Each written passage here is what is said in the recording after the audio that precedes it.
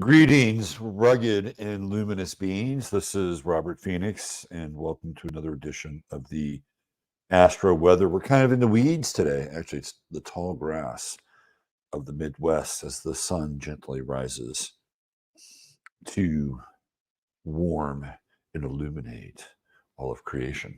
How is everybody today or tonight, depending upon wherever you are? See, I never leave you out. We are not morning centric here. We are not morningists.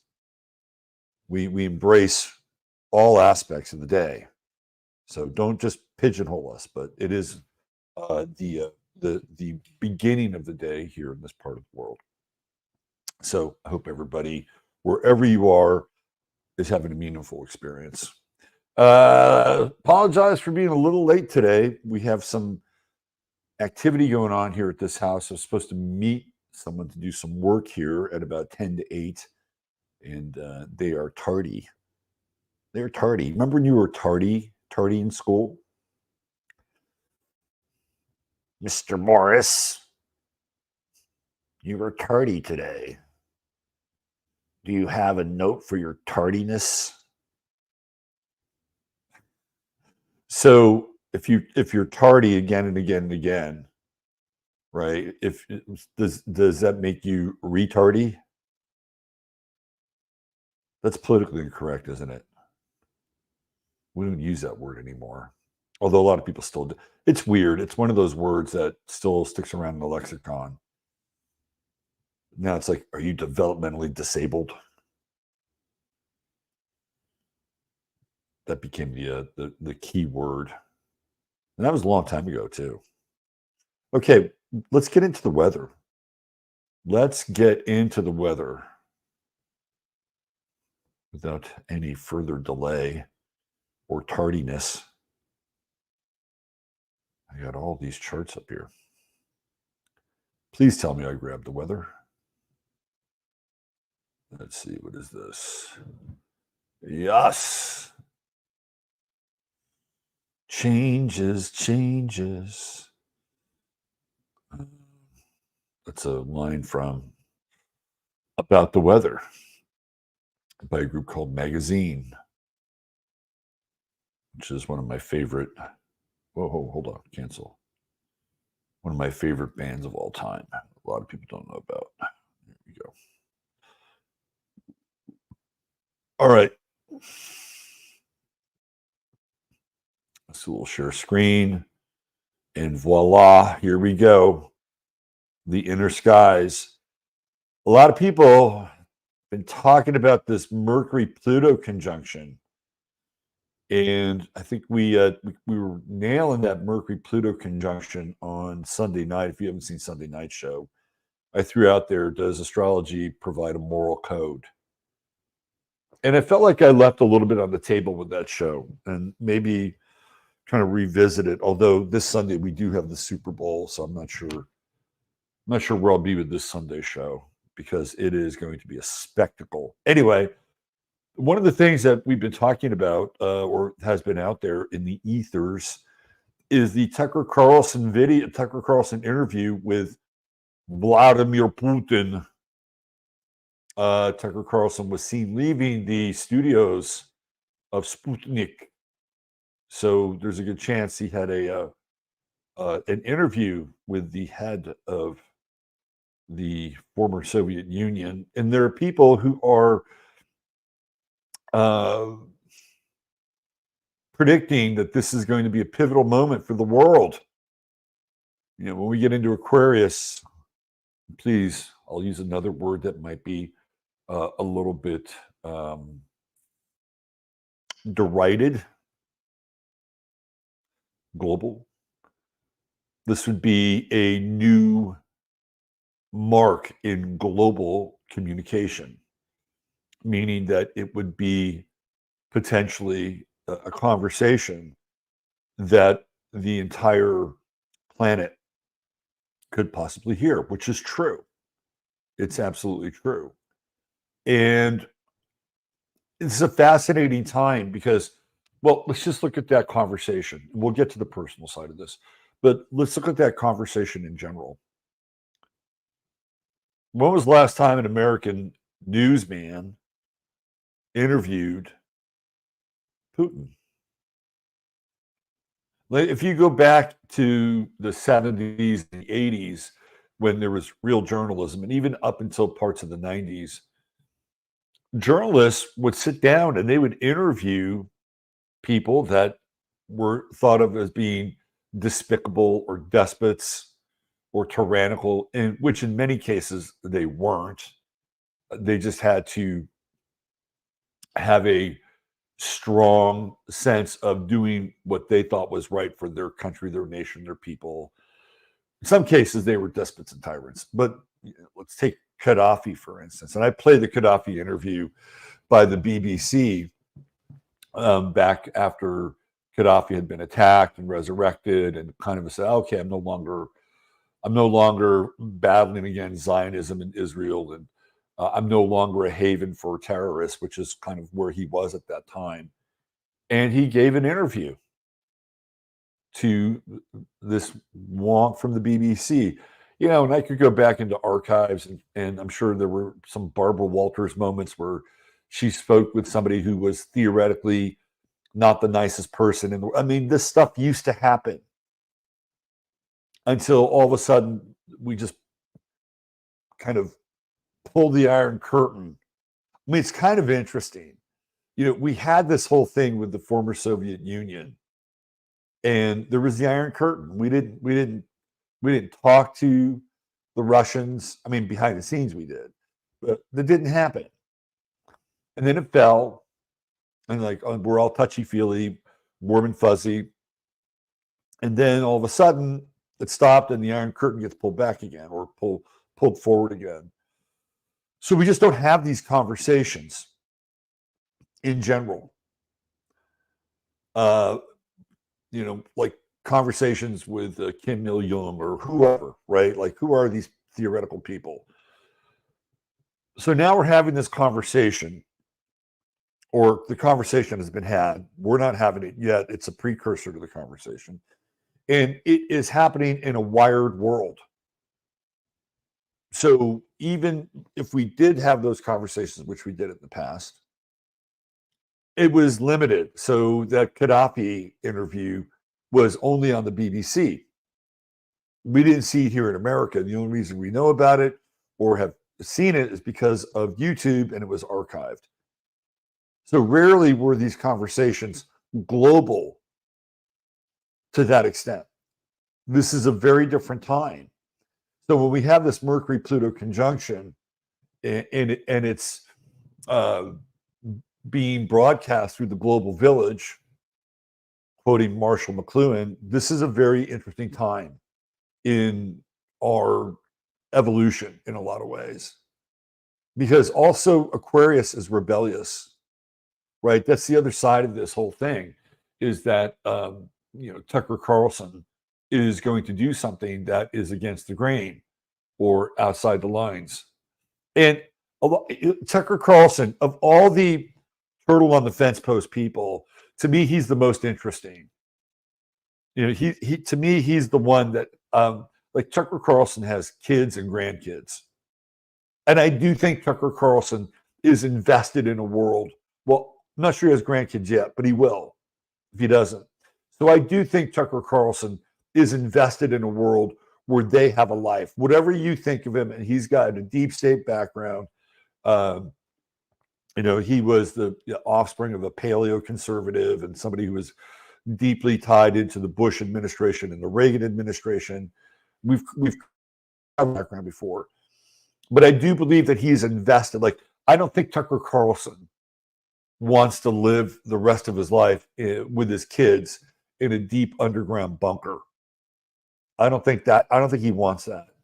And it's interesting to see the evolution of Tucker from being an elitist, which he clearly was at a certain point in time, to more of a blue collar kind of populist. And I don't necessarily think that it is a con that he's putting on. There are other people who I think will do that and are much better at. I think that when you look at his chart, he's a Taurus. And I think in some cases it's harder for Tauruses to front like that because they're very foundational and they can't operate without a foundational base. So I'm just putting that out there about him. But I'm still not convinced that he's not part of some greater network that is trying to advance some other kind of cause, whether it be Luciferianism or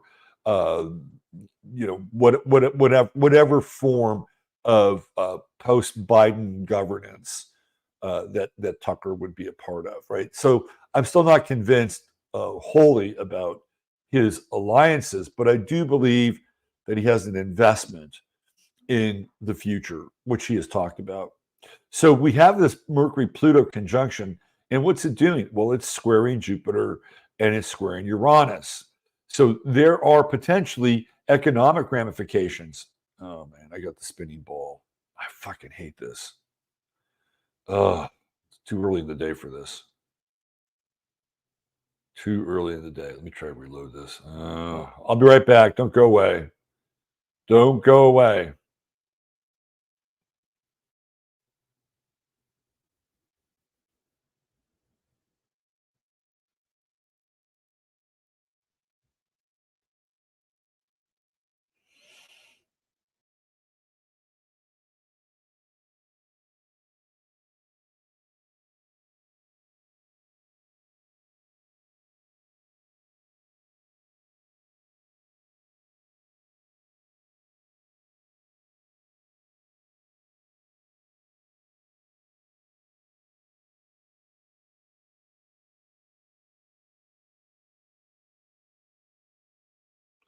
Okay, we're back. And again, I apologize for that. So frustrating to just get this.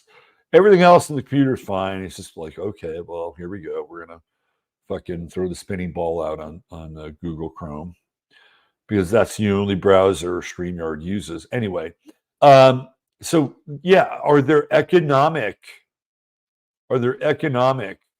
ramifications for speaking your mind, taking a stand, going against the grain?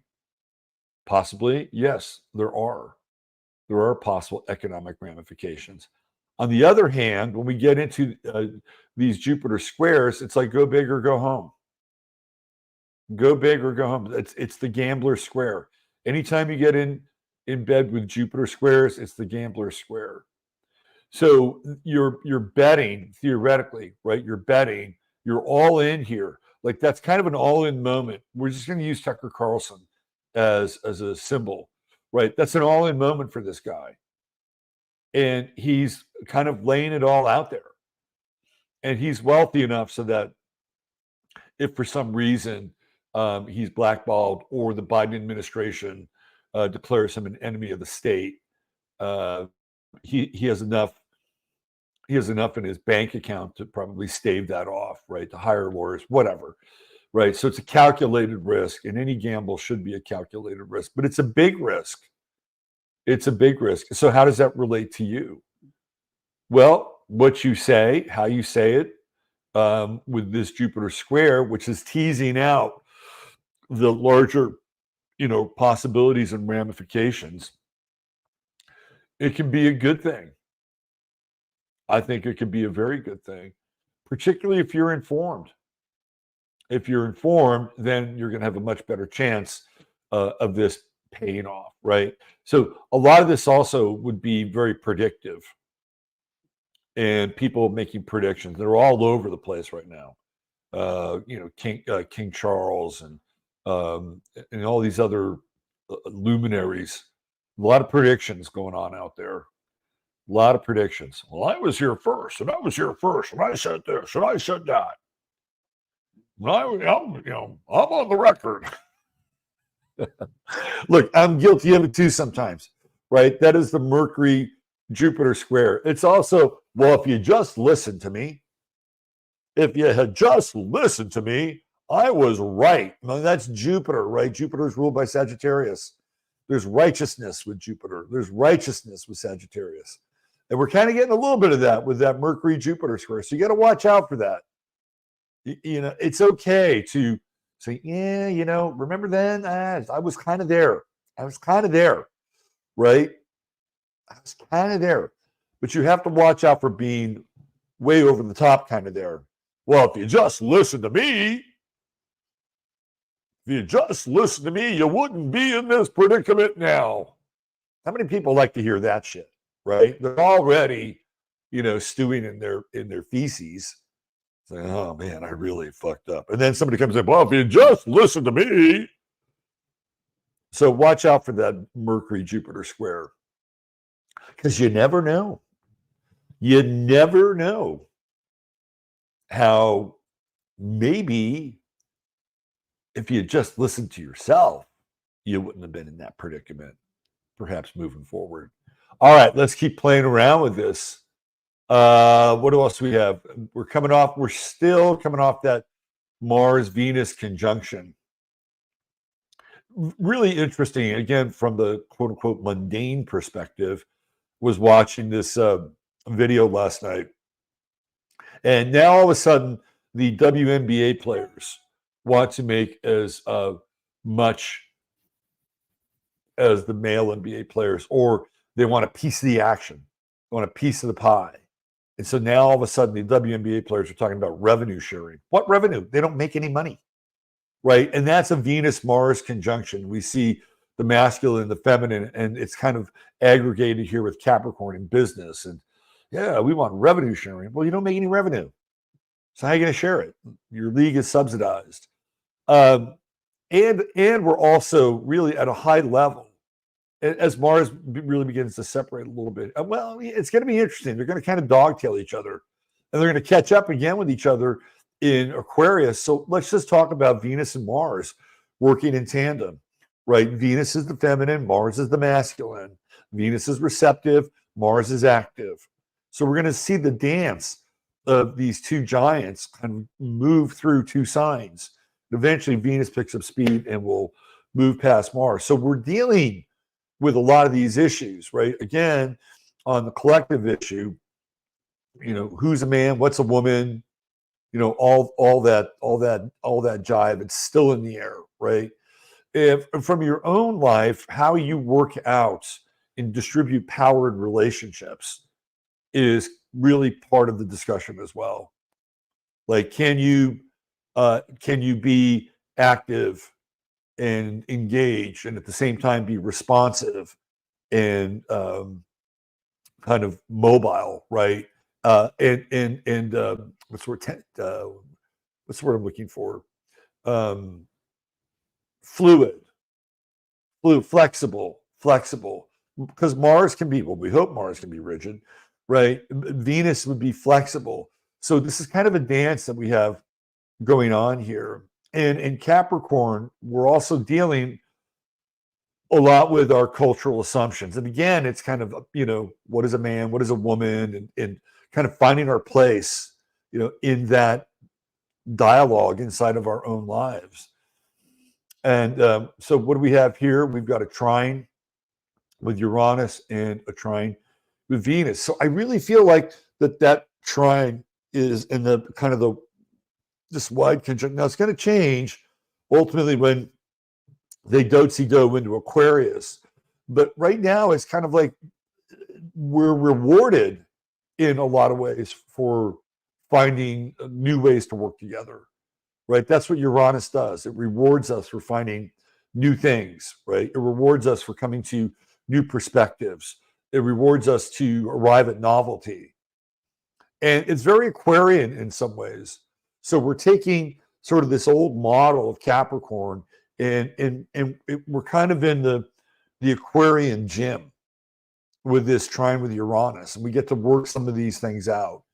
And there's a time where you take the lead, and there's a time where you can step back and let somebody else take the lead. So this Venus-Mars conjunction is really interesting, especially at this point with the trine with Uranus. And interesting connections and relationships with other people can spark very easily with this Venus-Uranus trine. And since they're both in Earth signs, it could be very advantageous. So here's what I will say in the business sector: if you're somebody who's engaged in business, in the development of new business, clients, et cetera, don't turn people away that you you would think would be, well, I don't want to waste my time with this person. I don't want to waste my time with this person because they may not be worth it. Hit pause on that. Hit pause on that just for a moment if you run across that. Because there's a very good chance that you don't have all the information about that person. And you may not have all the information about who that person knows or does business with, because these things can manifest themselves in interesting and unusual ways. So I would push back on, oh, not worth my time. Now, you don't want to waste a bunch of time, but you want to be able to cultivate these connections and relationships that look like that maybe they're kind of not cookie cutter, or it's like, when we have these ideas about people, or we have ideas about who we're supposed to do business with or who we're supposed to sign contracts with, they kind of show up in our brain and look a certain way. And it's like, oh yeah, well, I can trust this person. They'll pay this, or they'll deliver this on time. And those things are important. But with this Venus Uranus trine, it's basically saying, hey, look, you may not want to judge this book by its cover immediately. Now, I would say do your due diligence, which I think is always important. But there can be some interesting bedfellows that come out of this. So we talked about the Jupiter square as well, as it relates to your money, your resources. Mars is coming in here as well. And this is the gambler's square, big time gambler square. A lot of people swinging for the fences here. But as we move into Super Bowl Sunday, there's a lot of money on the line. Huge amounts of money are going to be changing hands by next Sunday. So I would say there's going to be a high level of activity when it comes to gambling in general. We have the sun coming in and squaring Uranus.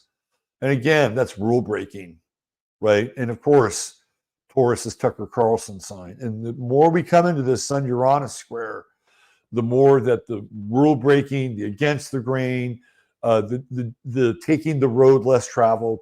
We have to watch out for contrarianism with the Sun Uranus square. It's like just being contrary to be contrary, right? There is some of that when you get into Uranus and Aquarius.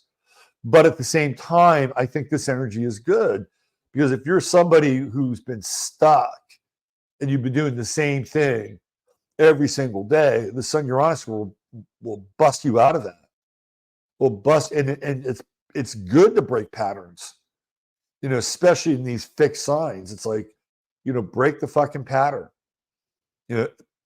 That said, if you are somebody who, so here's what I would say. If you tend to be more contrarian, and there's this Sun Uranus square, you may want to check your contrarian energy.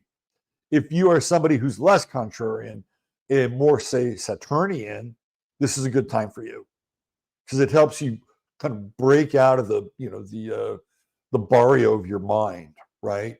So this is a really, really interesting time. And I think from the world stage, we're going to see people act out of character. Like, what the fuck?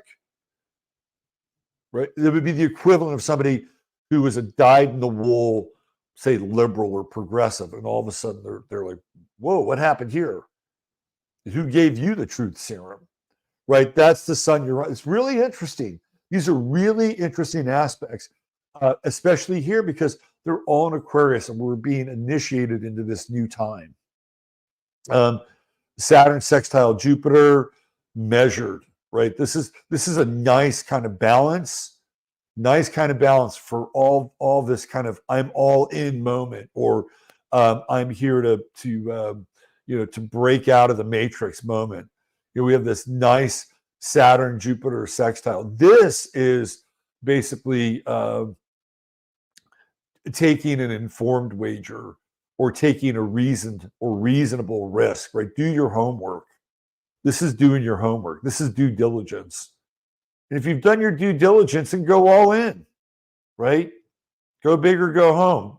But you got to do your due diligence right there with that Saturn sextile to Jupiter, which I think is really, really good. The moon is in Capricorn today, squaring Neptune. That's a little merciless. That's a little hardcore. And watch out, be on the lookout for needy people. And also be on the lookout for your own emotional response, because one of the things that the moon in Capricorn wants to do is just say, well, do it yourself. Do it yourself. Get up out of that wheelchair and do it your fucking self, right? That's like the moon in Capricorn. I'm being a little over the top, but that's kind of how it works. And I think the square with Neptune could be good. It can soften up the moon in Capricorn. And again, now we're moving into the balsamic position of the moon, which means that the moon itself is starting to lose energy, dissipation, dissemination, all those things. So I think even the hardest, so we'll spin this in a positive way. Even the hardest emotional shale that people can have and have exhibited gets broken down by this moon Neptune square. So be on the lookout for people who are going to be more needy and vulnerable than they've been in the past. And it will be surprising. Be like, what? I didn't expect this from you. I did not expect this from you. And I don't think it's a bad thing. I think this could be really good for kind of breaking down and reconnecting with the vulnerability of being able to relate emotionally. And, and this moon is all about letting go. It's a big letting go moon, especially right now because of the early degrees. Now, as the moon moves closer into Capricorn, we're going to have less of that square and more dissipation. And the moon does have this nice trine with Jupiter. So there is a reward for letting go of your rigid behavior, letting go of your rigid kind of boxes that you put people in, right? It breaks it down. So you're challenged. Oh, well, what would happen if I was vulnerable? What would happen if I was vulnerable? Or what would happen if I let my emotions out? Would I be squashed like a bug on the windshield? Right? It's that kind of moon square to Neptune, but there's a reward. It's like, let go of it. The whoever is exhibiting their vulnerability, realize that there is a benefit to being able to let go of past hurt, anything that, because the moon holds on, right? That's the nature of the moon. So you can just say, okay, I'm letting this go. I don't have to hold on to this. And what does that moon Jupiter try and do? Reward. It's like, good job. This is one of those squares with Neptune that I think is good. And it's by degree, right? So we're going to catch it for about 7-8 hours, right? So take advantage of it. Maybe by this evening here in North America, right, and even South America below the equator. For you folks that are living in other parts of the world, it'll be in your evening space, but it's still there, right? And it's one of those squares with Neptune, just based on sign degree and this trine with Jupiter, where I don't feel like you're going to have to feel like you're being taken advantage of. You can lay down you can lay down your walls for a period of time, and it's good. It works. Okay, let's get into our star of the day, our True Hemp Science star of the day. Okay. Let's see what we got here. By the way, please hit the like button. That is always helpful when you hit the like button. Please subscribe and hit the bell to get notifications as to when this program and other programs on this channel air. And you can always buy me a cup of coffee. There's a link there at the bottom.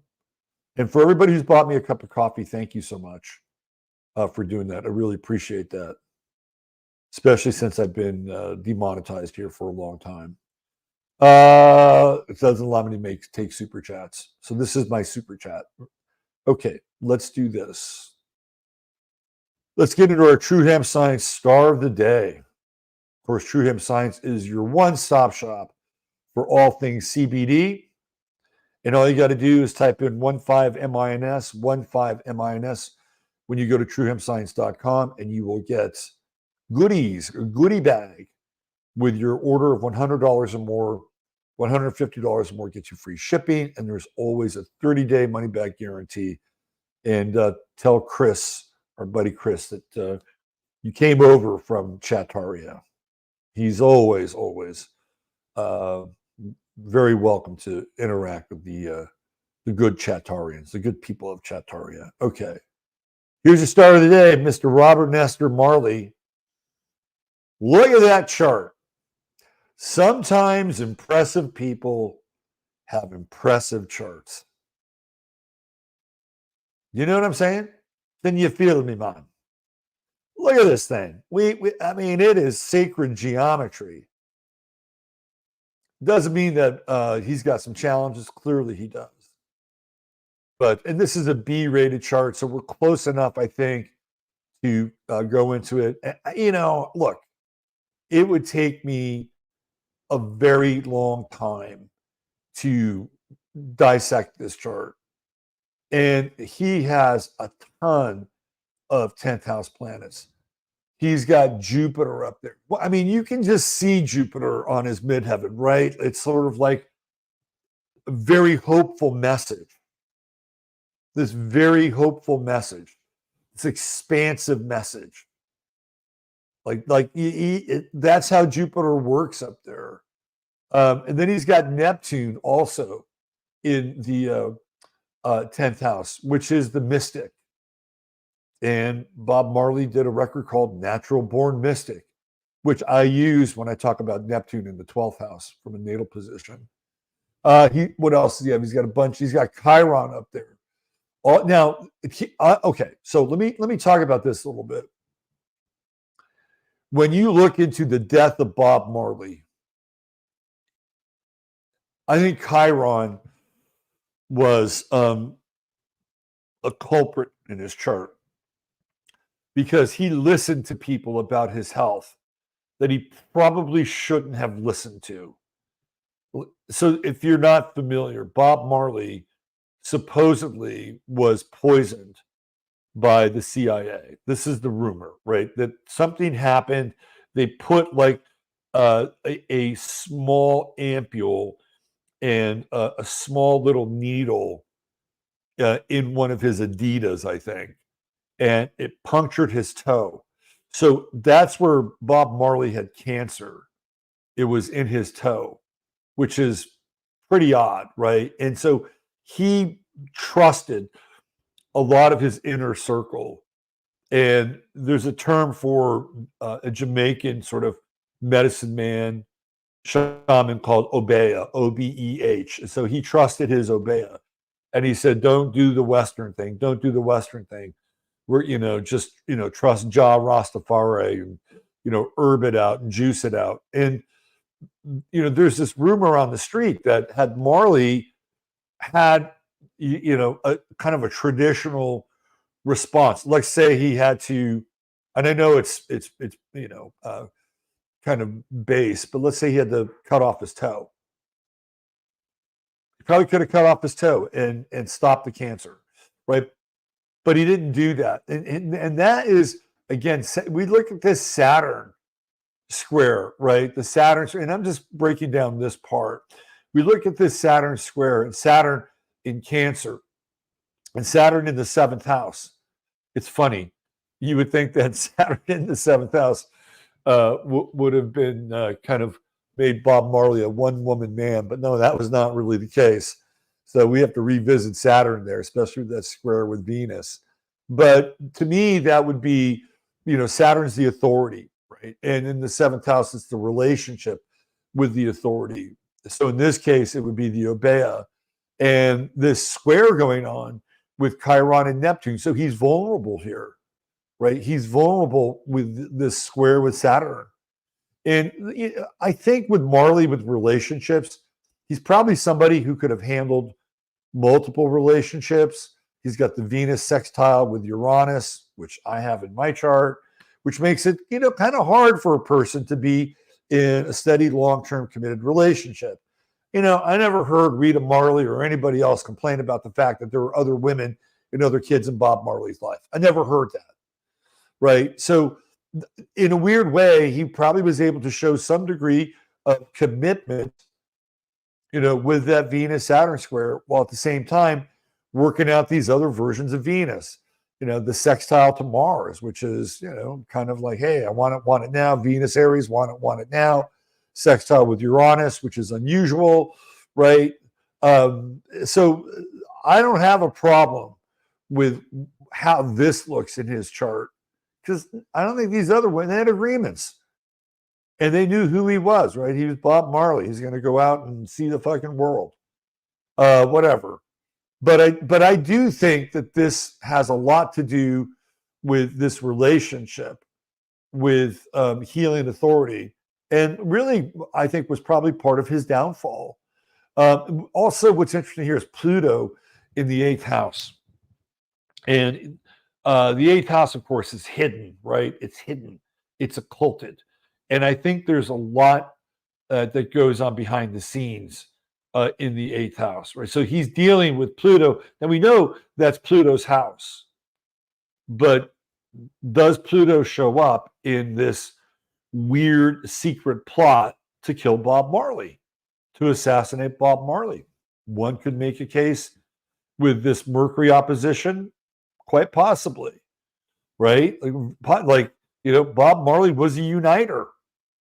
He was a uniter. He's got Jupiter on his midheaven. He was a uniter. And they don't want uniters. They being the people that control the flow of power and economy and information. They don't want us all getting along, getting together. I lived in California at a time when reggae was really popular.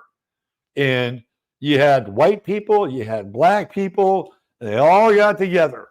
They all got high, and they all kind of, kind of skanked together, right? That's what they did. But I didn't want that. So could this be the plot? Yeah, I don't have a problem with that. And I do think that this is what Bob Marley sang about. He sang about Babylon. And I think Babylon is related to Pluto. We think of the underworld, right, with Pluto, sort of the negative connotation of Pluto. And when we think of the negative connotation of Babylon, we think about occult priestcraft that, has figured out a way, through spells and incantation and ritual and sacrifice and all those things to keep all of us entranced. So he sang out against Babylon, right? That was Mercury in Aquarius. He was bringing a new message to the world.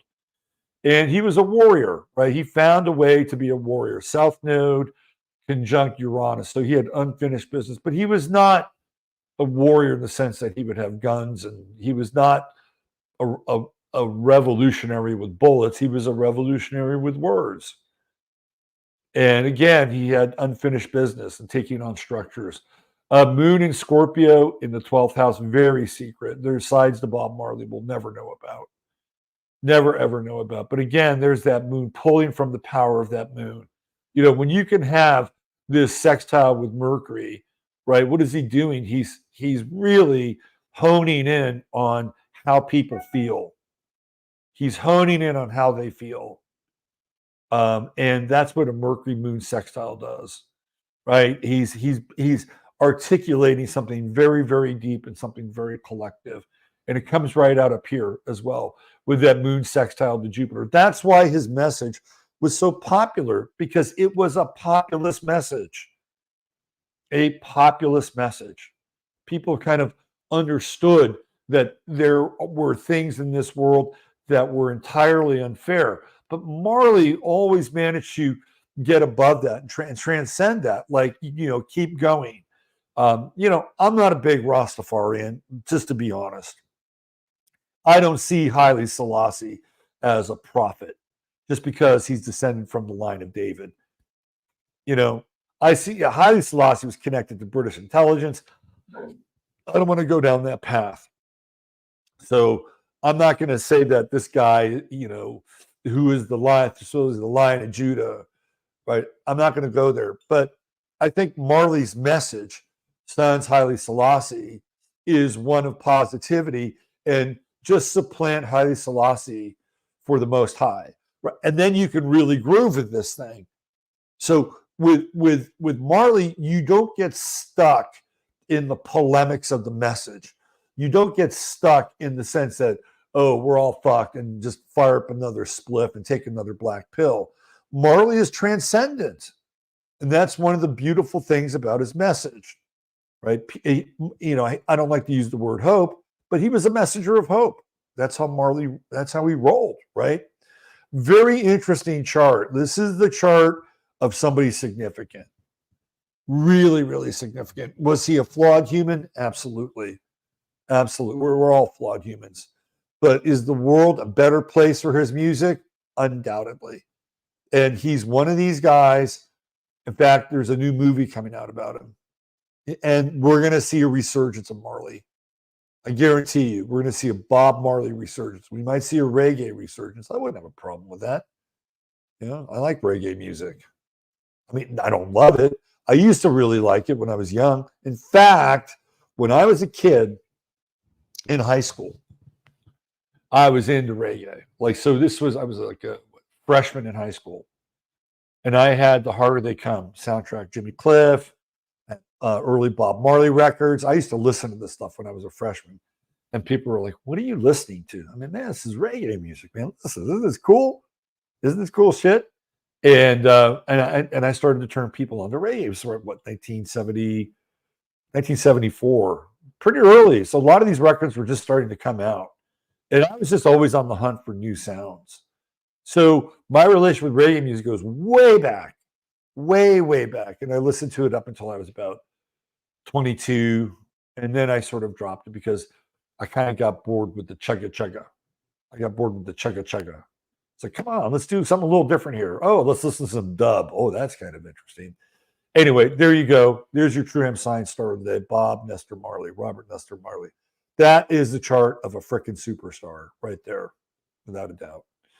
Okay, if you'd like to get a reading, go to my website, robertphoenix.com, and you can book one there. And what else? I'm going to try to get 15 minutes of flame off on time. The reason I don't have a link is I'm having to deal with like a contractor this morning. So I don't really have a link for it because I'm not sure I'm going to start on time. Anyway, that's it for today. Meet me back here tomorrow for the Astro Weather. Be kind to yourself and have a blessed day, night, wherever you are. Bye for now.